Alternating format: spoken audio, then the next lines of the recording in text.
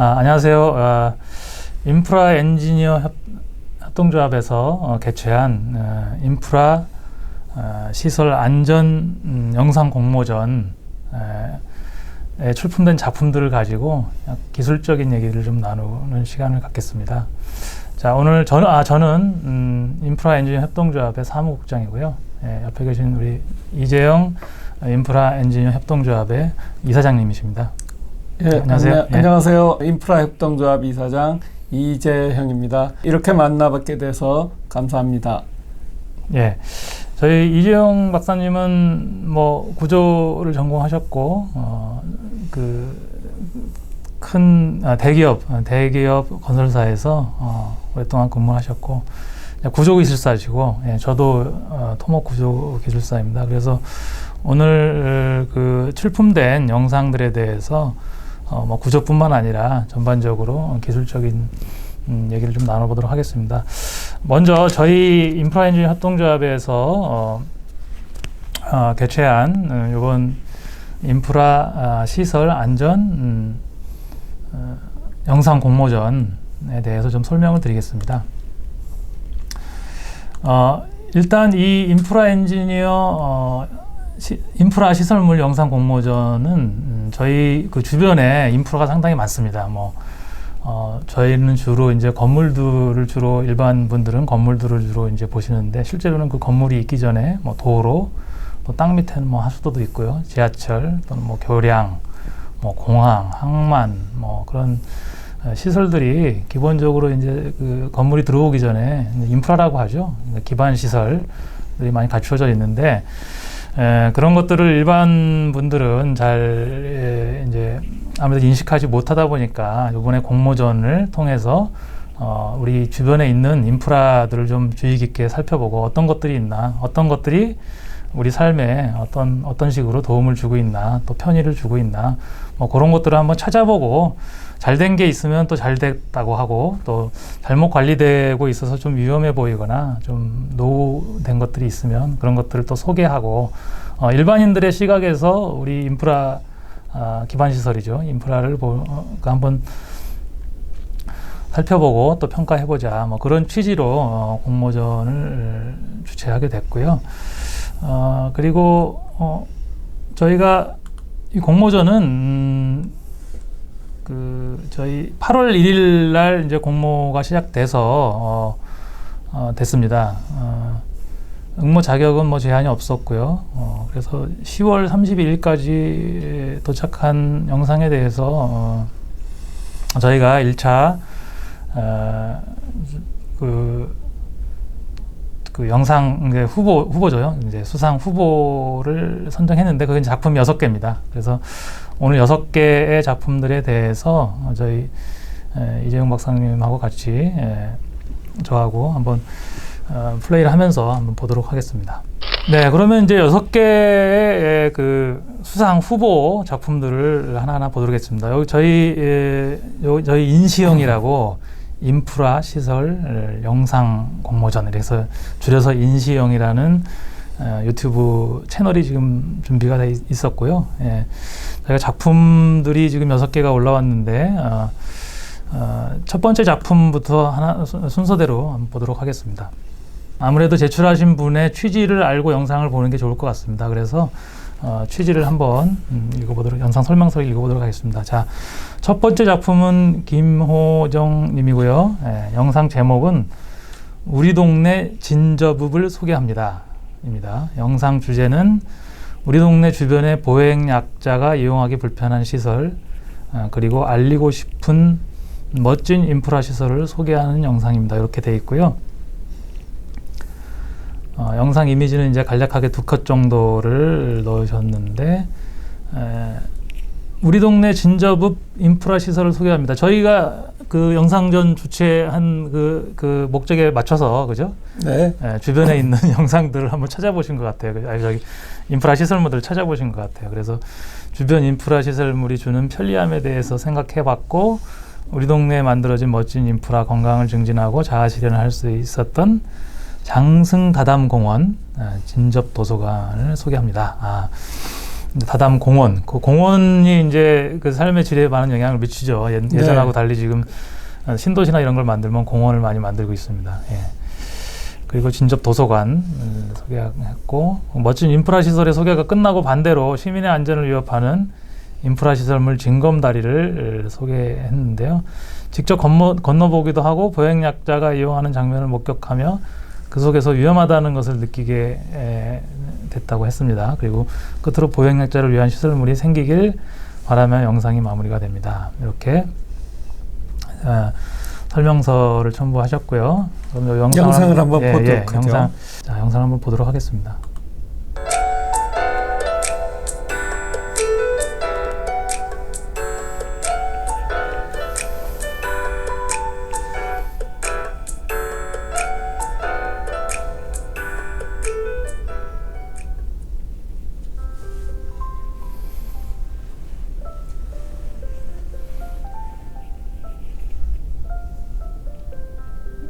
여기 지금 이제 이분은 영상을 만들면서 그 음성을 넣지 않고 이제 텍스트로만 자막으로만 설명하시는 것 같습니다.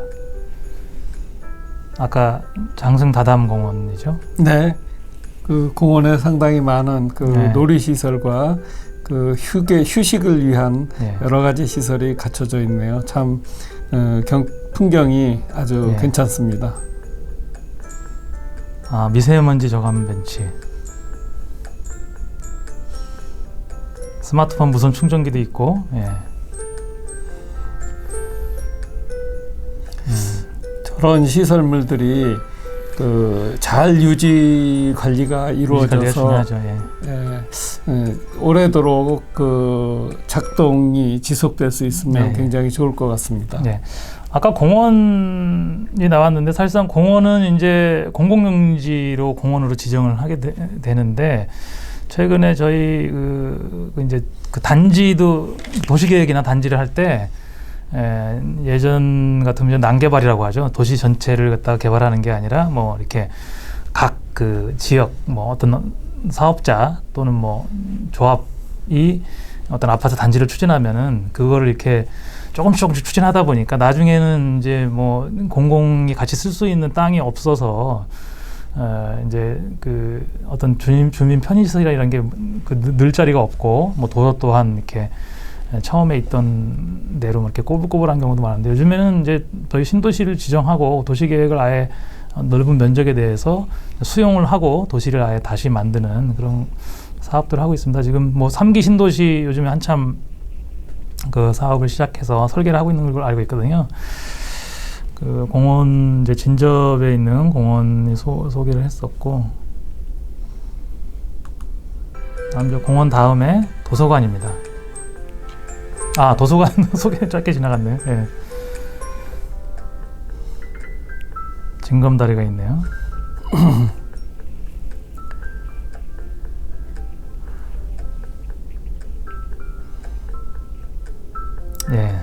간격이 넓어서 좀 불편하다. 새뼘이면 한 60cm, 70cm 정도 되겠네요, 그죠? 그렇죠. 네, 그런데 이거 어떻게 생각하십니까, 이 징검다리라는 것은 그야말로 아주 예전부터 내려오던 그런 시설물을 원시 시대 때부터 있었을 것 같아요. 그렇죠. 그런 시설물을 지금의 다시 한번 우리에게 보여줘서 이러한 다리도 있었구나 하는 것을 우리가 얘기할 수 있는 그런 다리라고 생각되는 겁니다. 그런데 그 다리들이 예전에는 그 교통약자를 대상으로 하지 않은 그런 시설물이었기 때문에 지금 우리가 보기에는 교통약자가 그것을 이용을 하기에는 너무 불편한 것은 사실이고요. 근데 어떤 그 자라나는 신세대 아동이라든가 그런 측면으로 이런 것을 활용할 수 있는 어떤 그런 시설물이 되도록 하였으면은 상당히 좋지 않을까 하는 그런 생각을 하고 있습니다. 지금 이제 저희가 가끔 이런 그 공공시설물들이 안전하지 않다 이런 그런 생각을 하시는 것 같은데 이제 목적에 좀 따라 다르지 않습니까? 그렇습니다. 이런 거는 원래 이제 교통약자를 위해서 만든 게 아니라 그 뭐랄까요?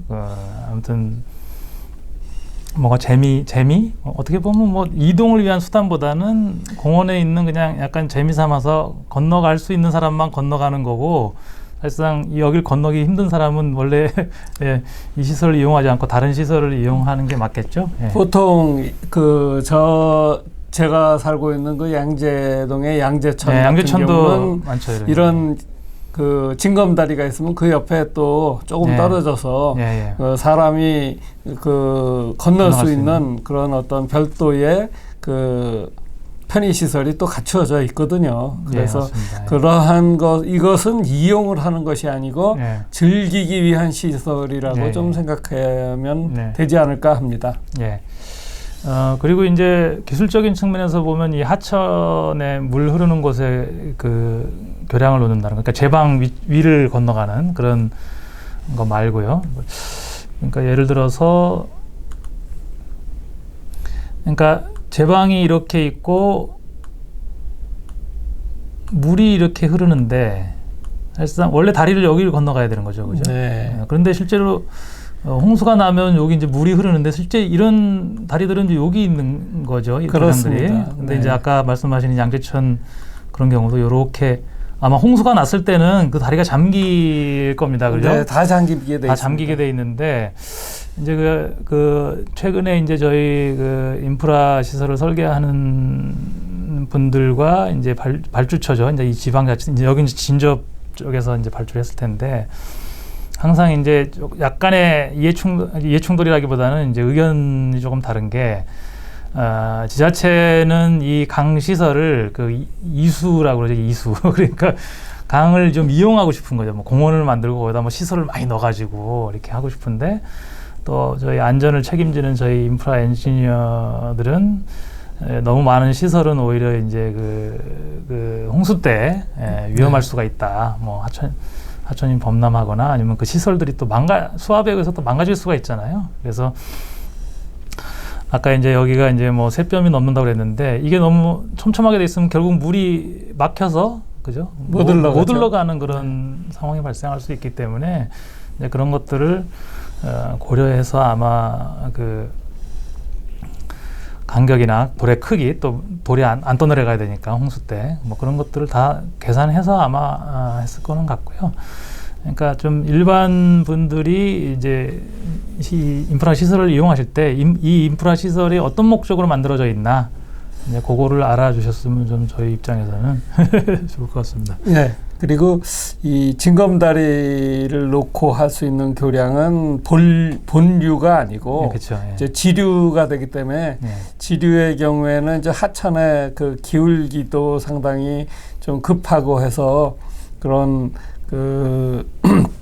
유속이 너무 이제 물의 흐름이 너무 빠르게 흘러가거나 할 경우에 또 다른 문제점도 생길 수 있고 해서 이런 것이 어떤 장애로서 역할도 해주지만 물의 흐름을 조절해 줄 수 있는 역할도 할 수도 있다. 그래서 뭐 어떻게 보면은 양수겹장의 그런 시설물이 아닐까 생각이 됩니다. 예, 영상 마저 보겠습니다. 어린이들하고 건널 때는 잘 이렇게 마찬가지로 노약자분도 그렇고 같이 조심해서 건너야죠. 예.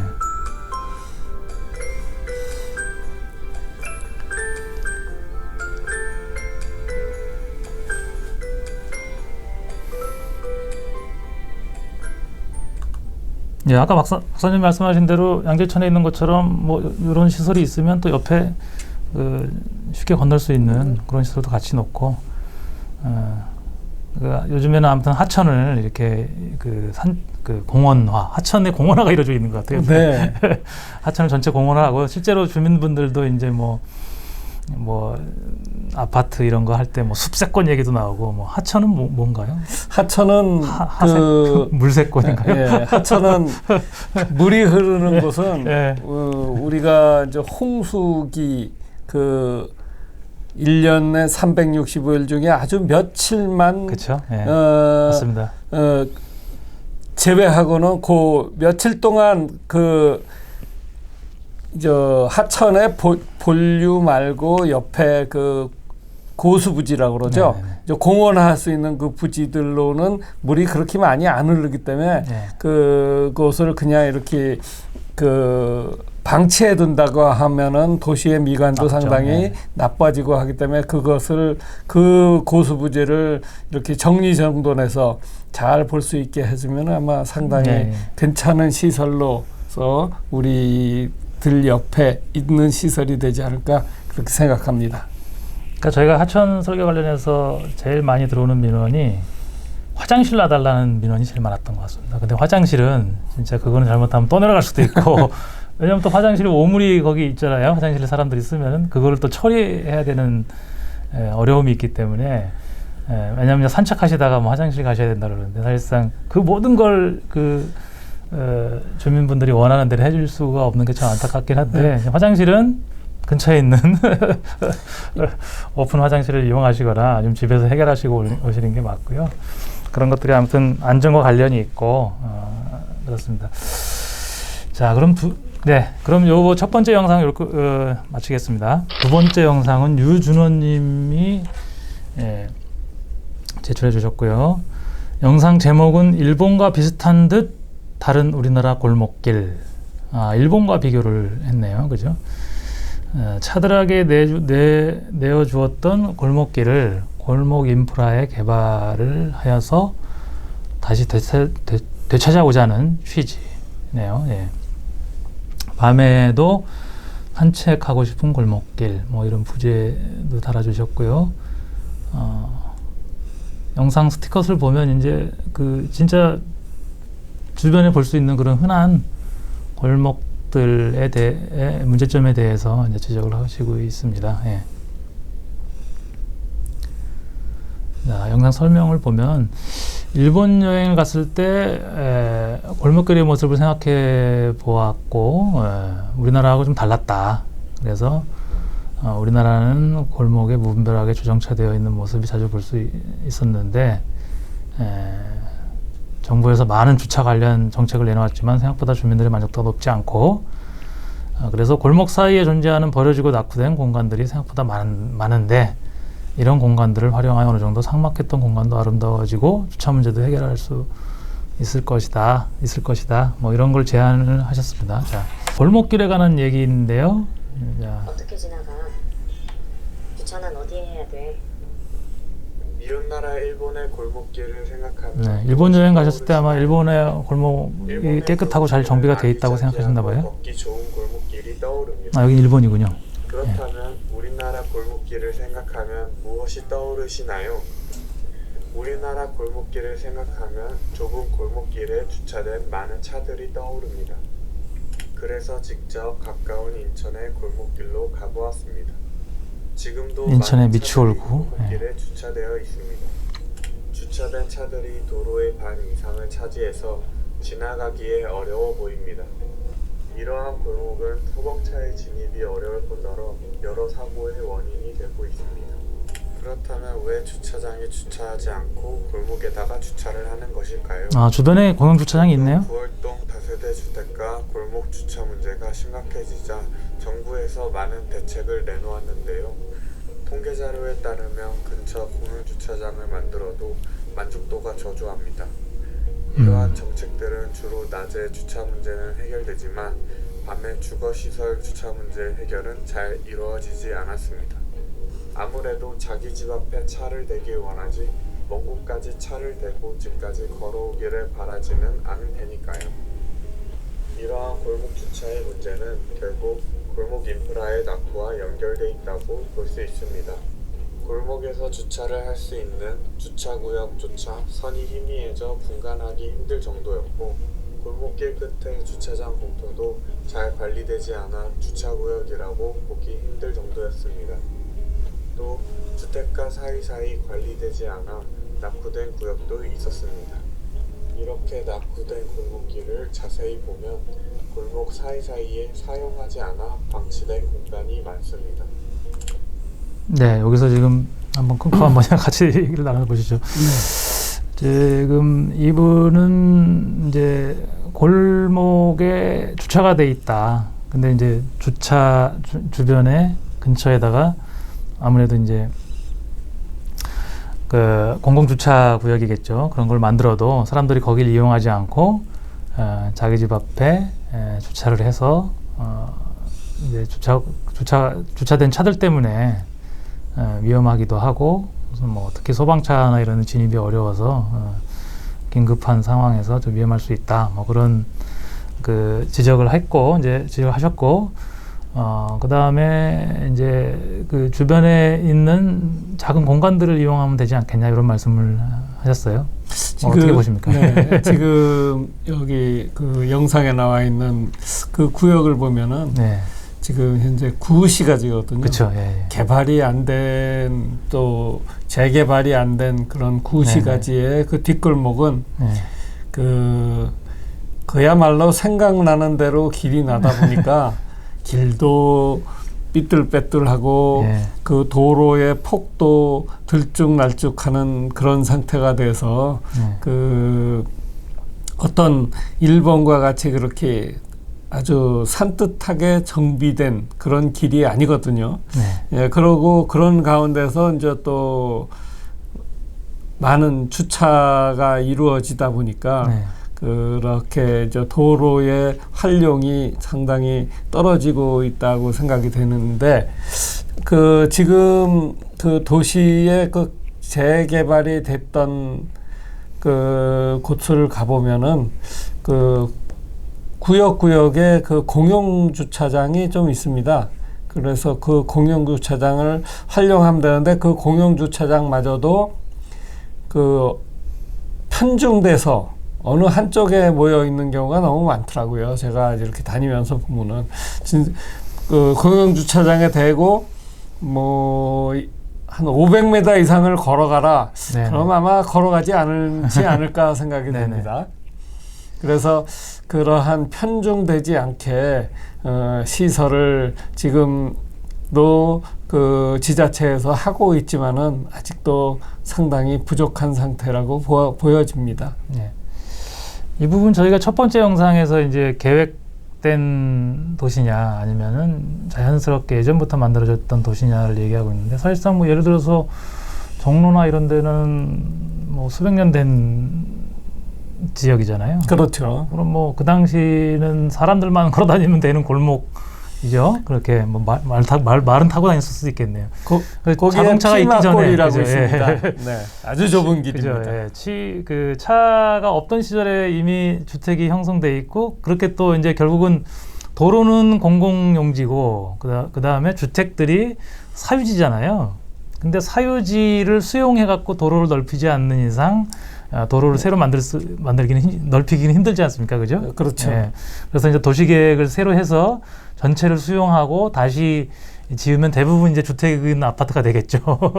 물론 상업지역도 뭐 그렇게 해갖고 재개발 또는 재건축을 하게 되는데 지금 이제 말씀하신 이 지역은 인천도 상당히 오래된 그 지역이죠. 네, 미추홀구가 굉장히 오래된 지역으로 들어갑니다. 그래서 좁은 골목길 문제, 이제 차량들이 또 워낙 많고, 그래서 요 부분은 저도 이제 좀 이런 걸 어떻게 개선해야 되나 뭐 이렇게 생각을 해봤는데 사실상 어떻게 보면은 이제 주차할 공간을 많이 만들어야 되는데 그런 것도 좀 창의적으로 생각해 볼 수도 있을 것 같아요. 예를 들어서 뭐 학교 운동장 밑에다가 사실상 이 사유지들이다 보니까 사유지를 수용해서 주차장을 짓기에는 비용이 너무 많이 들고 하다 보니 결국은 공공용지에다 공공주차장을 만들 수밖에 없지 않습니까? 그죠? 그래서 뭐 공원 밑을 주차장으로 만든다든가 뭐 어떻게 보면 창의적으로 이렇게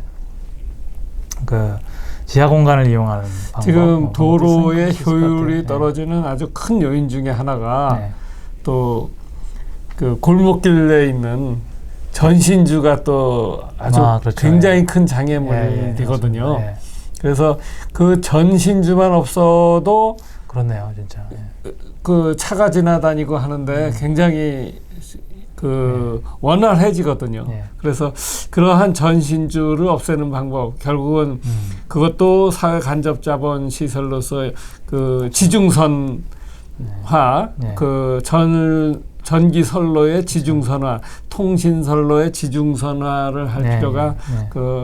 있다고 생각되거든요. 네, 네. 그렇게 함으로써 아마 골목의 활용도를 높일 수 있지 않을까 생각이 됩니다. 네. 여러분들 보시면 뭐 전신주에 뭐 그 전력선뿐만 아니라 특히 통신선들 엄청나게 깔려 있다 보니까 상당히 미관도 좋지 않은데, 요즘에는 이제 뭐 공동구라고 그래가지고 통신선, 뭐 전력선이 상당히 그런 선들을 다 지중으로 만들어서 이제 신도시는 그렇게 하고 있죠. 근데 예전 도시들은 또 그렇게 그 지중화 하려면 또 상당히 사업비도 많이 들고 하는데, 언젠가는 뭐 해야 될 거는 같습니다. 그렇죠. 네. 네. 자, 영상 계속 보도록 하겠습니다. 지금 짜투리 공간을 이용하자고 이렇게 얘기를 하고 계세요. 예. 골목 인프라를 개선하면 답답하게 느껴졌던 골목길이 여유롭게 느껴지고 산책하기 좋은 곳으로 바뀔 수 있습니다. 자동차에게 내주었던 골목길을 시민들이 되찾아 안전하고 아름다운 골목길이 되었으면 좋겠습니다. 그 외국 영화 같은 것을 보게 되면은 그 프랑스나 또는 그리스 같은데, 스페인 같은데, 네네네. 그런데 그 도시의 환경을 보면 차가 지나다니지 못하고 사람만 맞습니다. 다니는 네네네. 골목길도 굉장히 많거든요. 예. 그런 골목길을 관광 자원화해서 그 나라들은 많이 네. 활용을 하고 있는 것을 네. 우리도 한번 그 되새겨 봐야 되지 않을까 하는 생각입니다. 네, 맞습니다. 그 도시 계획을 할 때 이 도로는 예를 들어서 차가 다니는 길이다, 아니면 차가 못 다니는 길이다, 그런 구분이 명확하죠. 그 다음에 외국 같은 경우에는 상가 지역도 주거 지역도 다 명확한 것 같아요. 네. 출장 가보면은 네. 주택가 근처에서 술 파는 데가 아예 없고 한참 다운타운에 가야지. 근데 우리나라는 뭐 모든 골목에 모든 차들이 다닐 수 있게 돼 있고, 또한 뭐 술 파는 것도 많아서 좋아하시는 분도 있으실 것 같은데, 아예 아무튼 그렇게 도시 계획에서 네. 이거는 어떻게 보면은 어떤 그 사회적인 약속이랄까요? 야, 여기는 우리가 길이 좁으니까 좀 불편하더라도 차를 놓고 다른 데다 놓고 다니자라는 뭐 이런 식으로 해야 되는데, 아마 그러니까 인프라의 문제이면서도 사실상 문화의 문제인데, 물론 이제 뭐 하드웨어와 소프트웨어가 잘 결합을 해서 뭐 해결하면 좋겠죠. 아무튼 지금 현재는 자동차 문화, 사실상 일본하고도 다를 수 있거든요. 사실상 일본은 대중교통 문화도, 일본 영화 보면 자전거 타는 장면 엄청 많이 나오지 않습니까? 그렇습니다. 거기는 이제 그 수도권에서 그 철도들이 잘 돼 있고, 그 철도역까지 자전거 타고 가서 뭐 그러는데, 어떻게 보면 우리나라는 그 자동차 문화가 상당히 많이 발달돼 있죠. 대중교통이 어느 정도 사업을 하다가 좀 어떻게 보면 자동차 산업을 발전시키기 위해서 자가용 문화를 상당히 많이 추진한 경향이 없지 않아 있거든요. 근데 사실상 뭐 일본이나 뭐 유럽 이런 나라들 가보면 상당히 좁은 곳도 많지만, 사실상 우리처럼 이렇게 차들이 많지는 않고 대중교통 문화가 잘 돼 있는 것 같습니다.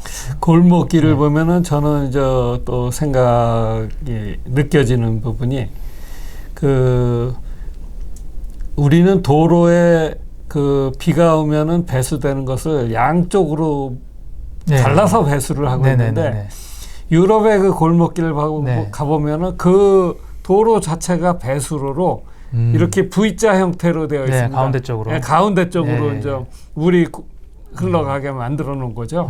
그런 것도 한번 우리도 좀 긍정적으로 생각을 해볼 필요가 있다고 생각됩니다. 바깥쪽으로 흘려보내면 양쪽에 그 시설을 다 해야 되지만, 이거는 가운데만 몰아놓으면은 네. 그냥 포장면, 네. 그 면을 따라서 물이 흘러가고 V형으로 돼서 물은 집수되고 하니까 아주 굉장히 좋을 것 같은데. 네. 그 말씀하시는 거 이제 듣고 또 생각나는 게, 그 외국의 가로등이요.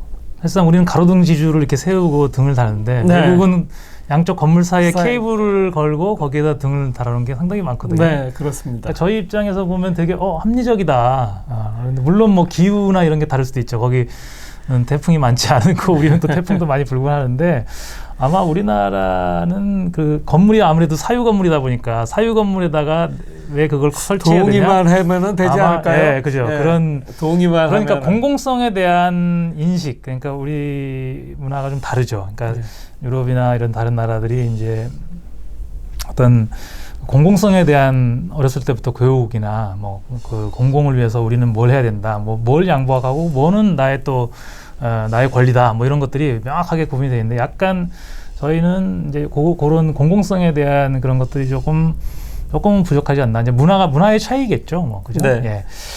자, 그리고 지금 요 영상에서 보면은 짜투리 땅을 이용하자고 이제 제안하셨는데 사실상 이거 사유지거든요.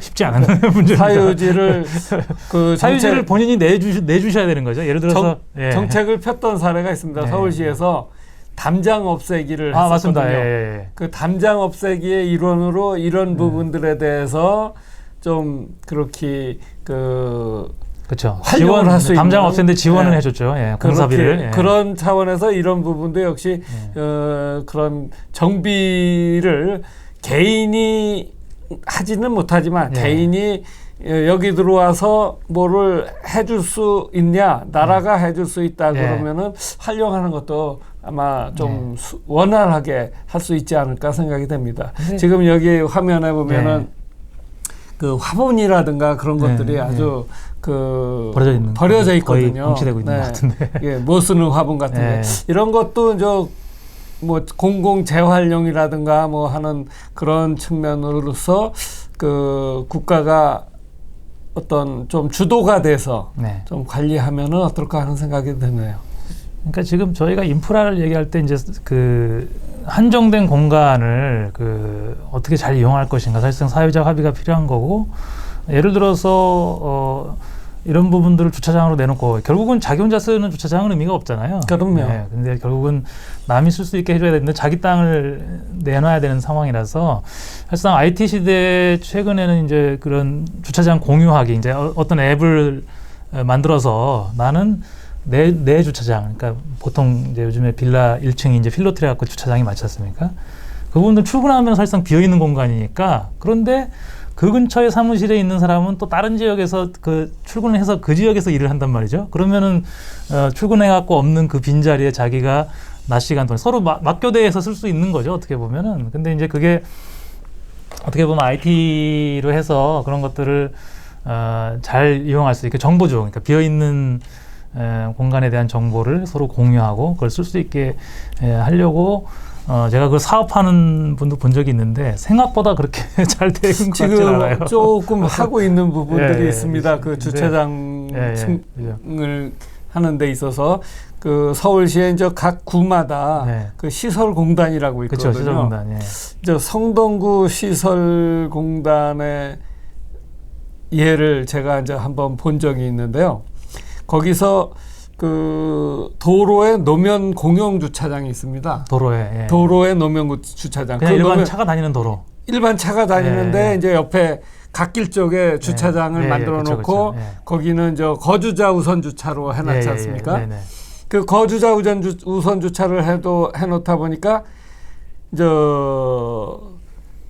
출근하면은 거기는 비어 있는 거죠. 그런데 거기에 주차하면 불법이 됩니다. 남의 주차장을 쓰는 거니까. 그래서 그 주차장을 이제 그 시설공단에서 관리를 하면서 거기에 주차를 하면은 그 인터넷에다가 그 번지수를 써놓게 돼 있습니다. 그러면은 어디가 비어 있는지 알 수 있겠네. 내가 여기에 주차했다. 그러면은 이제 주차료 아주 싼 값에 주차료를 부과해주고 또 주간에도 활용하고 나는 몇 시부터 몇 시까지 뭐 주차를 하겠다 해서 그러한 그 활용도를 아주 높일 수 있는 그런 것이 지금 IT 시대에 좀 맞습니다. 활성화되어야 되지 않을까 생각이 됩니다. 결국 이제 한정된 공간을 하드웨어를 늘려서 해결할 것이냐, 아니면은 뭐 요즘에 스마트라는 말을 쓰는데 똑똑하게 이걸 좀 잘 활용해서 활용할 것이냐, 그런 것들은 진짜 그 하드웨어와 소프트웨어 이것들이 잘 결합하면은 상당히 효율적으로 사용할 수 있을 것 같습니다. 뭐 좋은 제안을 해주셨고요. 두 번째 영상 여기서 마치도록 하겠습니다. 네. 세 번째 영상 함께 보시겠습니다. 예, 세 번째 영상은 정재훈 님이 보내주셨고요. 영상 제목은 인공공원 내 하천을 연결해주는 다리. 인공공원 내 하천을 연결해주는 다리.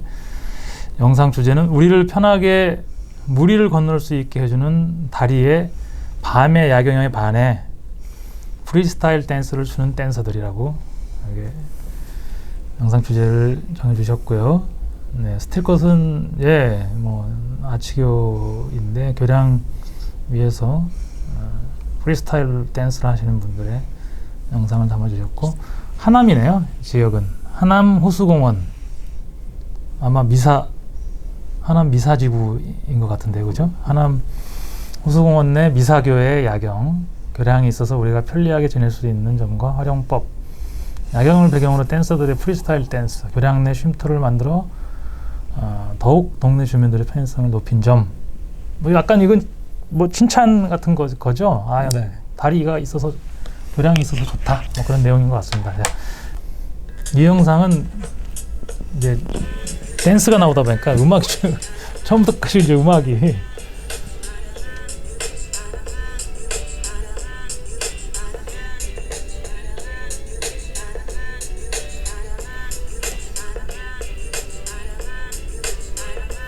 보도교 같죠? 네. 네.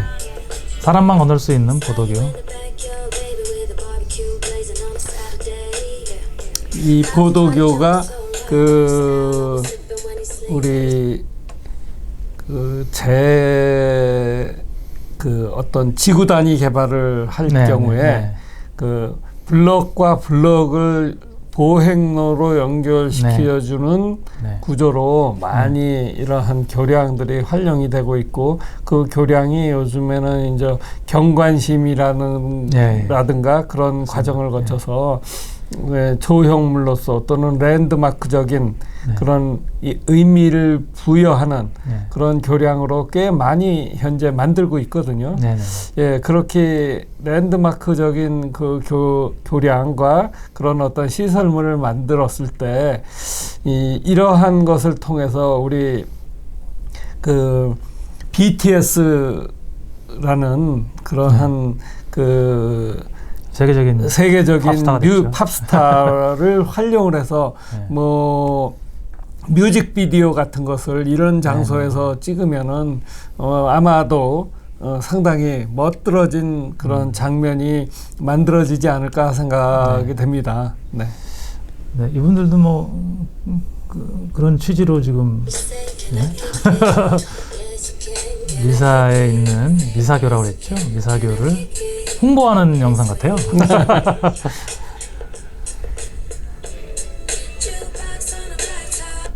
박사님, 이게 이 미사교 어떤 교량입니까? 이거는 아치교인데요. 아치교인데 이제 그 닐슨 아치 형태로서 케이블이 내려왔는데, 이 아치가 교량 한쪽으로 있는 것이 아니고 대각선으로 있습니다. 교량의 대각선으로. 그렇네요. 그 다음에 이제 행어 케이블도 양쪽으로 이렇게 이제 A자 형태로 따로따로 내려오게 돼서 이렇게 언밸런스, 그러니까 균형이 맞지 않은 곳에서 미적인 감각을 찾는 그런 교량으로 되어 있습니다. 지금.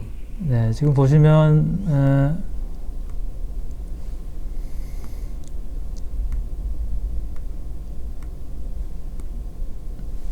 이쪽에서 그죠? 이제 이 부재가 안 나오네. 이쪽 부재가 반대편으로 건너가는 거죠. 그죠? 여기서, 그러니까 여기 이제 오른쪽이죠. 사람이 이쪽으로 걸어가는 방향이라고 하면은 이제 오른쪽이죠. 오른쪽 이쪽에서 이렇게 저쪽으로 건너가는 게 아니라 반대쪽으로, 왼쪽으로 이렇게 건너가서, 그 다음에 케이블들이 이렇게 걸려 있는, 그죠? 케이블들이 이렇게 걸려 있고, 이런 형태입니다. 아까 저희가 이제 계속 계획도시 얘기하는데, 사실상 이 제가 알기로도 하남 호수공원 이게 이제 미사지구에 네, 미사지구인데 미사 신도시라고도 하겠는데 한 번도 못 가봤네요. 아, 예, 박사님 사무실이 네, 사무실이 미사지구에 있는데 한 번도 못 가봤습니다. 저는 한번 다 조성되기 전에 한번 가본 적이 있는데 이 교량은 못 봤네. 제가 교량을 봤으면은 한번 사진이라도 찍었을 텐데. 네, 영상 계속 보도록 하겠습니다. 이 영상은 뭐 설명이나 이런 거 없고, 설명이 있긴 있는데 이제 주로 이제 다리가 있어서 좋다 이런 내용들. 또 이렇게 그 영상으로 띄워서 할 수 있는 교량으로 또 서울 시내 아주 유일하게 만들어진 교량이 하나 있습니다. 아, 예.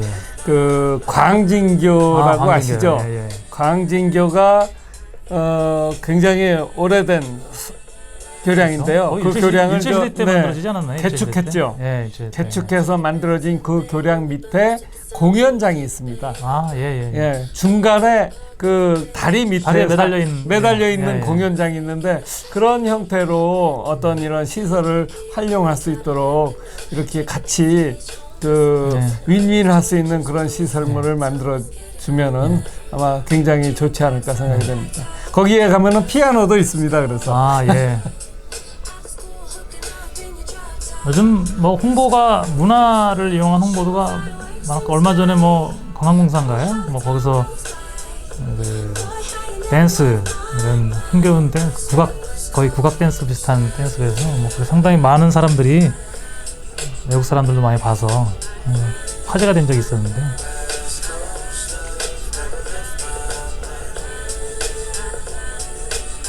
지금 공원 여기저기를 소개를 하고 있습니다. 신도시 건축으로 뭐 공원도 만들어졌고. 네, 이렇게 신도시 형태로 그러니까 지구 단위 개발을 해서 만들어지는 것은 사실 얼마 안 되거든요. 우리나라에 지금 현재 보면은 그 분당이라든가 일기 신도시 때, 1기 신도시 때, 2기 신도시, 3기 신도시 그런 신도시 개념인데 구시가지도 이것에 버금가는 지금 현재 되어 있던 그 도시를 활용을 해서 살릴 수 있는 차원에서 조금 더 개발하면은 어떨까? 뭐 예를 들자면은 완벽하지는 않지만 서울의 북촌 개발이라든가 그런 형태로 이루어지면 좋지 않을까 생각이 됩니다. 도시재생 사업으로 해서 뭐 그런 것들이 지금 추진이 되고 있는 걸로 알고 있는데요. 확실히 이제 뭐 계획을 잘 해야겠죠. 이게 그 도시재생이 좀 힘든 이유가 또 사유재산이다 보니까 그 각각의 또 그 집주인들, 땅 주인들이 이제 이해관계가 다 다르다 보니까 그 부분이 어려운 것 같습니다. 아무튼 공공성과 사유재산권 거기를 이제 왔다 갔다 하면서 이제 잘 합의가 이루어져야지 이제 그게 개발이 되는 거다 보니까. 하남 미사지구에 있는 미사학교, 보행교, 아치교 잘 봤습니다. 네 번째 영상 같이 보시겠습니다. 참가하신 분 이제 강민군 님이시고요. 영상 제목은 우리 주위 건물의 균열. 이제 건물 균열 가장 많이 볼 수 있는 내용이죠. 영상 주제는 다칠 수도 있는 건물의 노후를 보수해 주세요. 그 건물 이제 주위에 다니시면서 이제 균열이나 아니면 건물에 좀 문제가 있는 부분들을 이제 많이 찍으신 것 같아요. 그다음에 우리 주위의 설명은 우리 주위에 쉽게 볼 수 있는 건물의 노후, 그다음에 다칠 수도 있는 점, 아이들이 다칠 수도 있다. 그다음에 보수가 필요하다. 이런 설명이 되어 있고요. 영상 같이 보시겠습니다. 우리 주위 일상 속에선 간단히 노후, 충격으로 인한 건물들의 손상을 볼 수 있습니다. 예를 들면 이런 곳곳에 보이는 콘크리트 벽면의 균열과 콘크리트 속의 철근 노출로 인해 우리는 위험에 노출되어 있습니다. 우리 주위에서 쉽게 발견할 수 있었던 손상된 건물들의 사진입니다. 이런 균열은 아이들이 가장 쉽게 노출되는 학교에도 있습니다. 이런 노후되고 충격으로 손상된 건축물로 우리는 다칠 수도 있고 다른 피해를 입을 수도 있습니다. 모두를 위해 이런 노후된 시설을 교체해주세요. 네, 짧은 영상이네요. 예. 네. 이걸 보면은 지금 충격으로 인한 네. 제가 보고서 생각나는 것은 우리나라는 지금 아주 고속의 어떤 국가가 성장을 하지 않았나요? 네, 그렇죠. 예. 네, 고속의 성장 과정에서 만들기만 하고 그 시설물들을 오래 갈 수 있게 그런 행위를 하는 것을 거의 생각지 못하고 있었다. 네. 그러나 네. 외국의 경우에는 건물 같은 것도 수명을 100년으로 잡고 네. 그렇게 있거든요. 네. 그런데 우리나라는 건물의 수명을 얼마로 보고 있나요? 원래 세법상으로는 감가상각연한을 60년으로 잡고 있는데 세법상으로 60년을 잡고 있는데 30년 되면은 지금 여기서 보신 그 영상에서 보신 바와 같이 균열이 많이 생기고 네. 뭐 그런 어떤 시설물들의 노후화가 진행이 돼서 이 집에서 위험해서 못 살겠다 하고 재건축이라는 그런 방패를 들고서 여기를 막고 있습니다.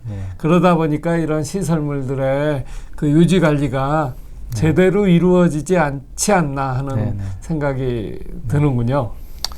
네. 혹시 재건축은 땅값 올리려고 하는 거 아니에요? 땅값 올리려고 그러는데 위험해서 하는 게 아니라 위험해서 하는 게 아니죠. 네. 집값 올리려고 집값을 올리려고 그러는 거죠. 예. 지금 저는 요 영상 보면서 이제 진짜 위험한 균열과 위험하지 않은 균열 이제 좀 구분이 돼야 되는데 제가 알기로는 뭐 재건축한다는 그 강남 아파트들 있죠. 뭐 한 30년 된 것도 있고 뭐 40년 된 것도 있는데 뭐 안전진단 통과. 안전진단 통과하면 우리가 생각하기엔 안전진단 통과했으면 안전해서 좋다 뭐 이런 게 되는데 그게 아니라 안전하지 않게 나와서 좋다 뭐 이렇게 현수막도 걸고 그런 걸 봤는데요. 사실상 뭐 어떻게 보면 균열 자체가 문제되는 건 아니고 그죠? 그 균열이 이제 진짜 위험한 균열이냐 아니면은 그냥 보수만 해도 되는 균열이냐 이제 그 차이가 있는 것 같습니다. 이제 아무나 이제 그걸 보고서 저게 이제 뭐 일반 분들은 이제 균열 그러면 이제 아이가 안 좋구나 이렇게 생각하는데 좀 이제 전문가 분들은 이제 그 균열이 진짜로 이 건물에 치명적인 영향을 주는지 아닌지 보통 알 수 있지 않습니까? 전문가분들은. 네, 그렇죠. 그래 건물의 사실 재건축은 건물의 균열보다도 그렇죠. 건물을 사용하는 데 필요한 설비들 뭐 수도관이라든가 난방관이라든가 그런 전기 배선도 그렇고 그런 전기 배선이라든가 그런 것에 문제가 생겨가지고 그것을 이제 그것을 보수하고 유지 관리를 하려면 돈이 너무 많이 들어가니까 그래서 이참에 집값도 올릴 겸 해서 하지 않나 하는 그런 생각이 듭니다. 그런데 예전에 지었던 아파트와 지금 아파트가 또 상당히 패턴이 틀려진 게 예전의 아파트는 골조를 지어놓고 조적이 들어갔습니다. 그래서 벽돌 쌓았죠. 벽돌로 쌓기 기둥하고 이제 여기 보만 만들어 놓고 유틸리티 라인 설비 시설물들이 밖에 노출을 돼 있었어요. 그럼에도 불구하고 지금 이런 상황인데 지금 짓고 있는 대부분의 아파트는 벽 속에 매립되어 있다는 게 가장 큰 문제지 않을까. 그 관이 20년밖에 못 간다면 그 건물 자체도 20년밖에 못 가게 되는 그러한 문제가 도래를 하게 되기 때문에 지금 짓고 있는 아파트가 더 문제지 않을까 하는 제 개인적인 의견입니다. 제가 알기로는 이제 그런 수도관 또는 뭐 그런 중요한 살아가면서 이제 노후화가 빨리 진행되는 것들 비해서는 사실상 콘크리트 구조는 상당히 그 견고하게 오래 가지 않습니까? 그렇습니다. 그래서 제가 듣기로도 뭐 법적으로 그런 관들을 쉽게 교체할 수 있도록 매립을 완전히 하지 말고 이렇게 네. 노출시켜라 뭐 이런 법도 있다고 저는 들은 것 같은데 그게 그런 것들이 좀 잘 지켜지고 이런 것도 마찬가지로 이제 사회적 합의가 돼야 되는 것 같아요, 그죠? 이게 어떤 거는 규제라고 생각하는데 그게 사실상 전반적으로 뭐 그 지구 환경 이런 걸 생각하거나 뭐 폐자재 이런 그 폐기물이 안 나오도록 거기에도 그렇죠. 돈벌이에 예. 그런 어떤 예. 그 뭐 이런 검은 손이 숨어 있지 않은 생각입니다. 그렇죠. 무슨 얘기냐면요. 옛날에는 그 설비 시설이 예. 천장으로 다 지나갔거든요. 예. 천장이라 그러면 우리 천장과 슬라브 사이에 그래서 공간이 빈 있죠. 공간으로 네. 다 지나가는데 요새는 그 공간마저 한 층을 더 만들면 그만큼 돈이다. 아, 예, 예. 그래서 이 그러다 전체적인 보니까 이제, 높이를 건물의 높이를 낮추면서 한 층을 더 만들어서 그것을 그 돈으로 환산을 하기 때문에 더더욱이나 큰 문제들이 생기지 않나 하는 생각이고요. 또 하나 요즘에 보면은 층간소음이라는 아주 살인을 마다하지 않는 그런 아주 큰 사고들이 발생되고 있거든요. 층간소음으로 인해서. 그 층간소음도 역시 예전에 그 천장과 슬래브 사이에 공간이 어느 정도 있으면은 바로 그 들리진 소음도 않는데. 바로 들리지 않는데 네, 그렇죠. 지금은 그러한 문제가 있고 또 하나 층간소음은 예전에는 조적 콘크리트 뼈대를 세우고 벽돌을 쌓아서 쌓고, 만들다 보니까 음이 전달이 그렇게 쉽게 안 됐지만은 지금은 10층 꼭대기에서 못질을 하면은 콘크리트 벽을 따라서 1층에까지 다 들립니다, 그냥. 그러니까 견고하게 연결돼 있다 보니까 여기서 땅 때리면 그게 잘 전달되는 거죠. 전달이 아주 잘 되는 거죠. 네, 그러니까 조적으로 이렇게 벽돌을 쌓아서 만들면 이제 그 골조하고 벽돌 사이에 어느 정도는 떨어져 갖고 그게 잘 전달되지 않는다는 말씀이시죠.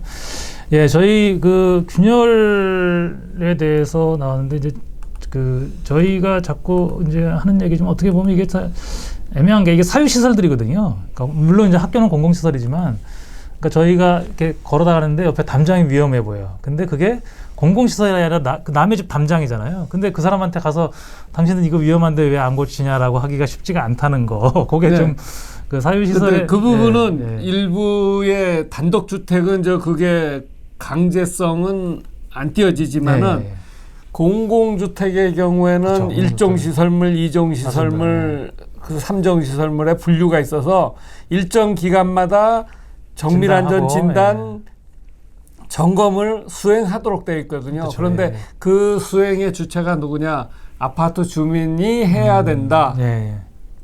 그러니까 안 하고 있는 거죠, 지금. 그러니까 그 뭐 아파트 공동주택이긴 하지만 결국은 사유재산이다 보니까 그걸 정부가 강제해가지고 이게 균열 왜 안 고쳐 이게 할 수가 없다는 게 이제 그게 어떻게 보면 뭐 이것도 어떤 문화의 일종인데 그죠? 그러니까 재건축이 진행되는 거 아니겠습니까? 아 일부러 방치하는군요. 일부러 방치함으로써 그렇습니다. 그 집값도 올라가고요.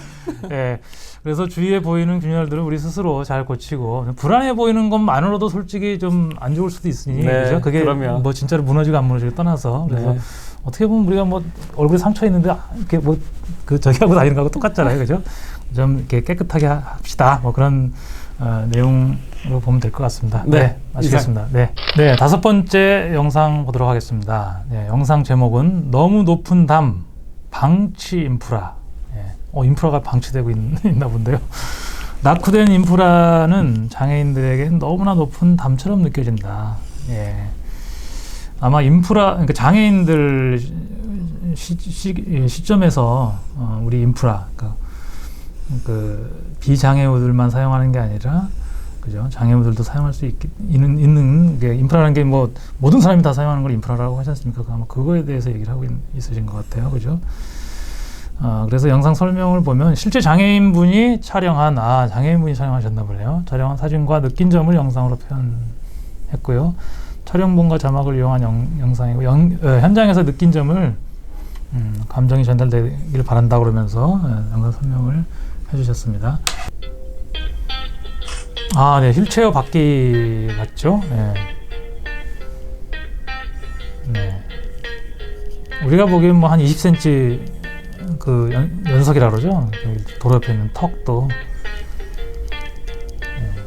장애우에겐 이제 뭐 넘을 수 없는 담처럼 느껴질 수 있다는 얘기고요.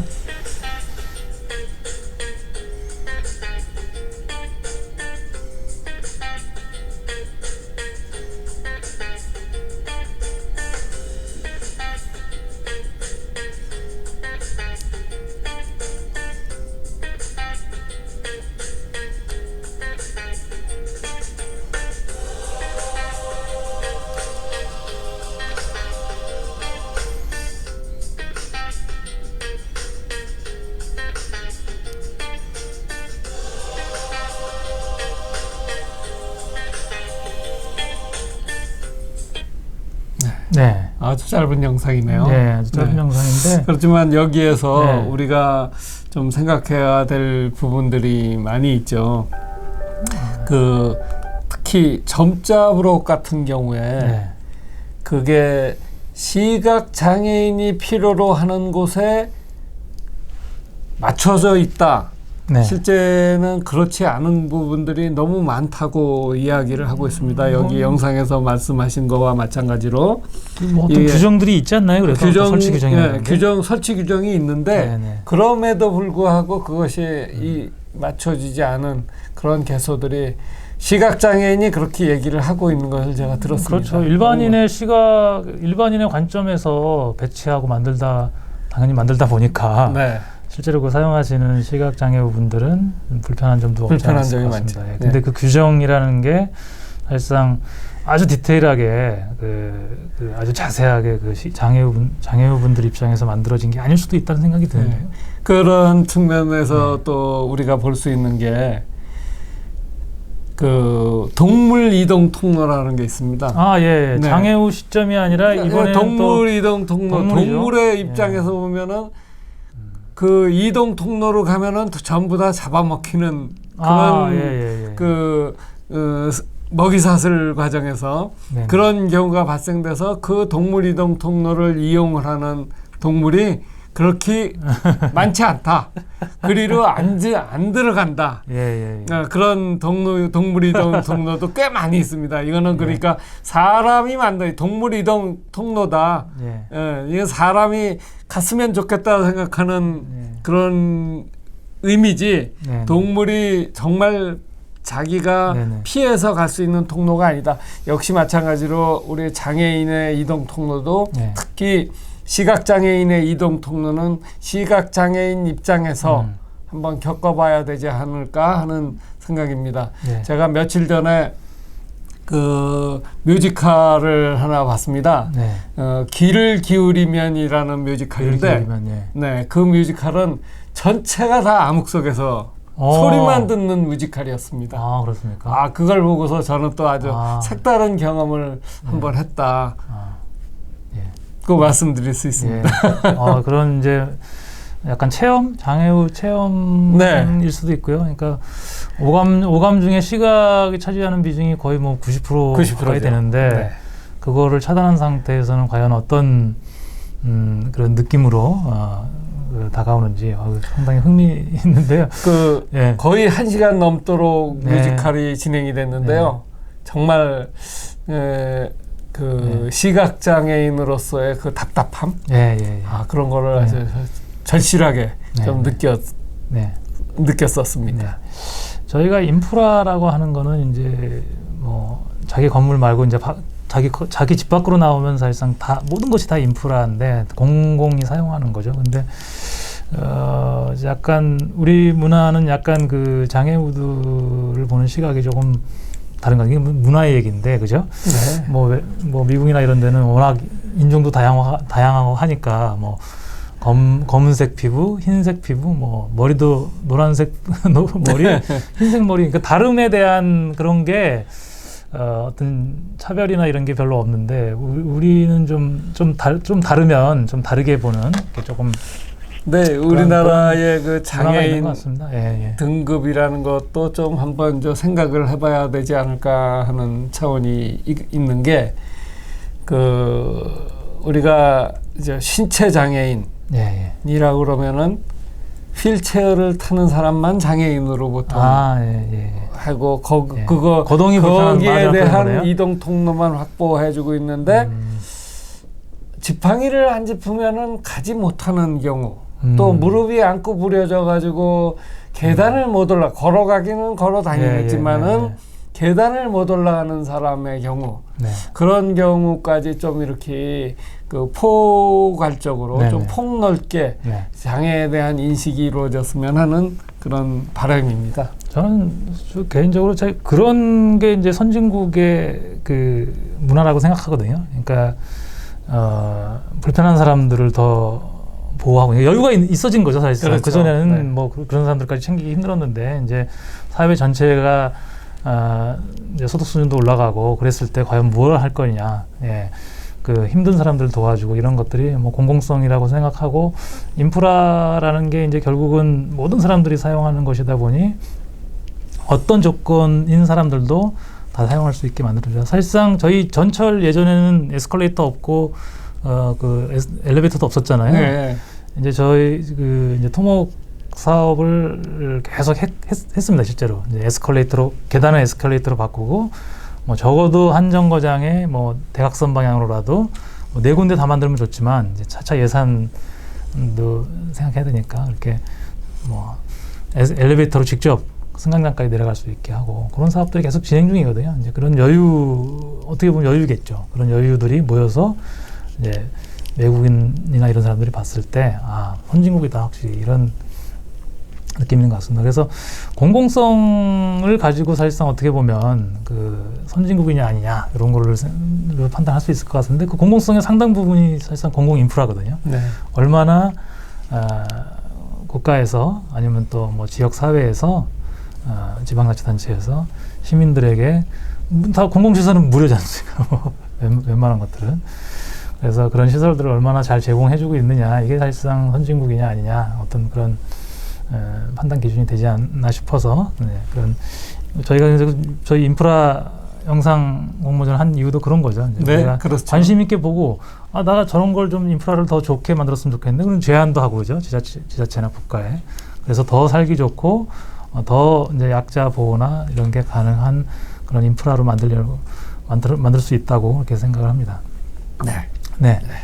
마지막 영상은 지금 이게 제출은 하셨는데 일단 설명서를 제출 안 하셔가지고 화면을 직접 보면서 하시죠. 네, 정웅군님이 제출해 주신 영상입니다.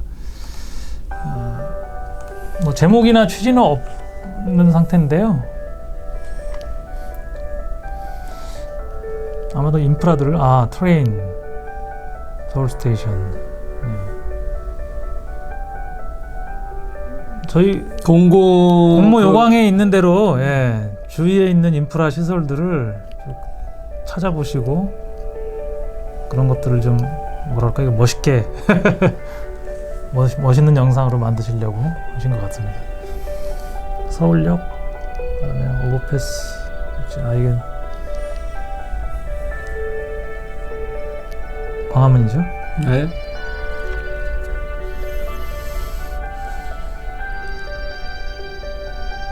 엘리베이터, 남산, DX라인, 신분당선이라고 그러죠, DX라인? 신분당선이라고 그러나요? DX라인이? 신분당선을 DX라인이라고 부르는 것 같은데? 네, 처음 들었습니다.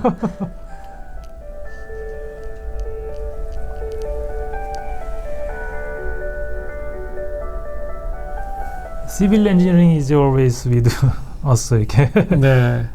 그 토목공학은 우리 곁에 있다. 뭐 그런. 네. 그 시빌 엔지니어링 토목공학을 이제 그 시빌 엔지니어링이라고 그러는데요. 이 시빌 엔지니어링이라는 말이 언제 생겼는지 아시나요? 제가 알기로는 아마 산업혁명 이후에 생기지 않았을까 싶은데 엔지니어링이 산업혁명 이후에 생겼으니까 원래는 밀리터리 엔지니어링만 있었답니다. 군사용으로 쓰던 도로, 교량 뭐 그런 것을 만들고 또 대포 만드는 것도 엔지니어링이라고 그러죠. 그렇게 만들었었는데 이 엔지니어링을 국민을 위해서 쓰자. 네. 그래서 만들어진 게 시빌 엔지니어링이라고 그렇게 그 어원이 그렇게 나와 있습니다. 네네네. 네. 그래서 시빌 엔지니어링이 시민, 국민을 위한 네. 그러한 그 엔지니어링이다. 그러다 보니까 네. 이제 그것을 이용을 해서 우리가 사회 간접 자본 시설을 이제 만들고 있는 거죠. 이분은 토목공학을 전공하신 분인 것 같아요. 네. 왜냐하면은 토목공학이 영어로 시빌 엔지니어링이라고 알고 계시는 분들은 거의 없거든요. 전공자가 아니면 영어를 잘하시는 분도 아마 토목공학이 설마 시빌 엔지니어 전혀 이제 뭐 사실상 시빌라이제이션이 이제 문명화 뭐라고 하잖아요. 문명. 근데 과연 이제 우리 이제 공학의 시조고 토목공학이 제일 먼저 시작됐고 그 다음에 아마 기계공학, 뭐 화학공학, 전기, 전자 뭐 이렇게 그 다음에 이제 IT 뭐 이렇게 가고 있는 걸 알고 있는데 아무튼 기본적으로 뭐 도시화가 되고 뭐 아까 밀리터리 엔지니어링 말씀하셨는데 사실상 어떻게 보면 이게 제가 알기로는 이제 그 시빌 엔지니어라는 말을 제일 처음 쓴 게 이제 프랑스라고 들었거든요. 네. 근데 그 재밌는 거는 그 독일도 프랑스하고 독일이 발음 체계가 다르고 이제 저희 문자 모양도 좀 다르지 않습니까? 근데 독일도 프랑스 말을 그대로 가져가서 엔지니어라는 말을 썼다고 그러더라고요. 그러니까 제가 읽은 책에서 보니까 프랑스가 어느 날 갑자기 보니까 전쟁에서 자꾸 이기더라. 네. 그래서 독일에서 이제 한번 가봐라. 그죠? 그 당시는 뭐 영국, 프랑스, 독일 세 나라가 뭐 가서 보니까 엔지니어라는 애들이 이렇게 국가에서 엔지니어를 키워서 이제 결국 이제 엔지니어 예전에는 이제 수학이나 뭐 천문학 이런 과학은 있었죠. 수학도 과학이고 뭐 그런데 엔지니어라는 사람들은 그 수학과 과학을 잘 하면서도 뭔가 이렇게 자꾸 만들고 이렇게 새로운 것들을 하더라. 예를 들면 뭐 옛날에 전대왕할 때 뭐 투석기를 만든다든가 그런 거였잖아요. 근데 그렇죠. 뭐 그 전까지는 이제 뭐 우리가 트라이 앤 에러라고 그러죠. 한번 해보고 안 되면 또 바꾸고 해보고 안 되면 바꾸고 그런 게 이제 옛날 도공들 있잖아요. 도공들 잘 안 나오면 깨고 막 그런 그죠? 반복을 해서 뭔가를 익혔는데 이제 시빌 엔지니어 그러니까 그 엔지니어라고 그때는 불렀는데 뭐 프랑스에서는 엔지니어라는 사람들이 뭐 계산을 해가지고 이거를 정확하게 예측을 하고 뭐 그래서 신속하게 그 원하는 거를 만들어내더라. 그래갖고 독일에서는 그러면 걔네들 뭐라고 부르디? 그래갖고 엔지니어라고 하던데요. 그런데 야 우리나라에는 엔지니어라는 말이 없잖아. 그러면 그대로 프랑스 그 스펠링을 그대로 독일하고 이제 발음 체계나 다르지만 야 우리도 엔지니어라고 불러라. 그렇게 해서 이제 엔지니어라고 불렀다는 얘기를 들었는데 이 사회 우리나라하고는 좀 다르죠. 그 당시 우리나라는 그렇죠. 뭐 하고 있었을까요? 네. 1700년대 말 정도 알고 있는데. 예. 이 사회 간접 시설의 아주 대표적인 게 아까 우리 영상에서 네, 여기 영상에서 나왔는데 차례차례 나왔던 것 같아요. 네. 예. 그 게이트와 네네. 또 가장 대표적인 사회 간접 자본 시설이 교량이거든요. 다리죠, 다리. 네. 근데 그 사회 간접 자본 시설이 우리 화폐에 들어와 있는 경우가 있습니다. 그 유로화 지폐를 보면은 1유로부터 500유로까지 7가지 종류가 있는데 거기에 1유로에는 전면에 게이트가 나오고 게이트 문이 나오고 뭐 이런 거죠. 예. 그다음에 뒷면에는 그 로마 시대 때 만들었던 수로교가 나옵니다. 예, 수로교. 예. 네. 거의 3,000년. 그다음에 500유로짜리에 오면은 또 어떤 게이트가 나오고 뒷면에는 현대식 사장교가 아주 멋있게 도안이 되어 있습니다. 그래서 그러한 것을 보면은 사회 간접 자본이 우리 인간 시설하고 굉장히 인간이 살아가는데 필수 조건이다.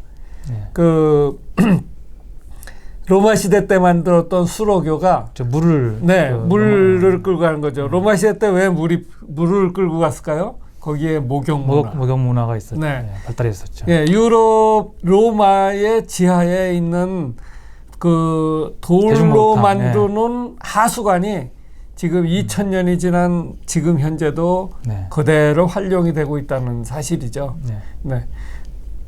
그렇게 그 토목공학의 역사는 또 기술이 어느 정도였냐. 수로교가 1km 가는데 3m가 낮은 그러한 정도의 1000분의 3의 기울기로 물을 끌고 갔다는 네. 기술은 그 당시에 측량 기술이 얼마나 발달했었는가를 우리가 알 수 있습니다. 현재. 뭐 이집트의 피라미드 이런 것도 알고 보면 뭐 다 그렇죠. 건설이고 네. 뭐 시빌 엔지니어링의 다 건설이죠. 예. 아무튼 지금 이분은 6번째 작품은 지금 그 저희 공모전 그 요강에 나와 있던 그대로 진짜 그 서울역 그 철도 그다음에 뭐 버스 정거장도 나왔고요. 그다음에 길이죠, 길.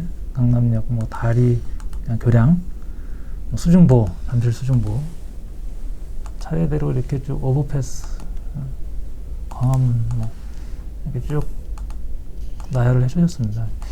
이게 시빌 엔지니어링이 사실상 저는 요즘에 앨런 머스크가 하고 있는 그 LA 밑에 있는 그 앨런 머스크가 버링 컴퍼니라고 만들었지 않습니까? 네. 이제 뭐 터널 굴착하는 회사인데 단순히 터널을 굴착하는 게 아니라 거기다가 이제 그 이송 시스템을 나름대로 상당히 뭐 혁신적으로 만들었다고 했는데 얼마 전 신문을 보니까 그 시험선을 끝내고 이제 더 그걸 추가로 진짜 그 도심지까지 더 그 확장하려고 하는 그런 걸 승인을 요청한 상태라고 하더라고요. 그러니까 지금 이게 그러면 그게 이제 토목공학이냐 예를 들어서 아니면 뭐 그 안에 들어가는 차는 또 기계 쪽이잖아요. 그다음에 그걸 또 핸들링하는 거는 또 그 제어하는 거는 또 그 ICT고 이게 융합이 돼야 이제 그 진짜 그 편리한 시설들이 나올 것 같더라고요. 네. 예전에는 이제 로마 시절에는 뭐 그 다른 거 없이 그냥 딱 그것만 딱 네, 토목 시설만 있었는데 지금은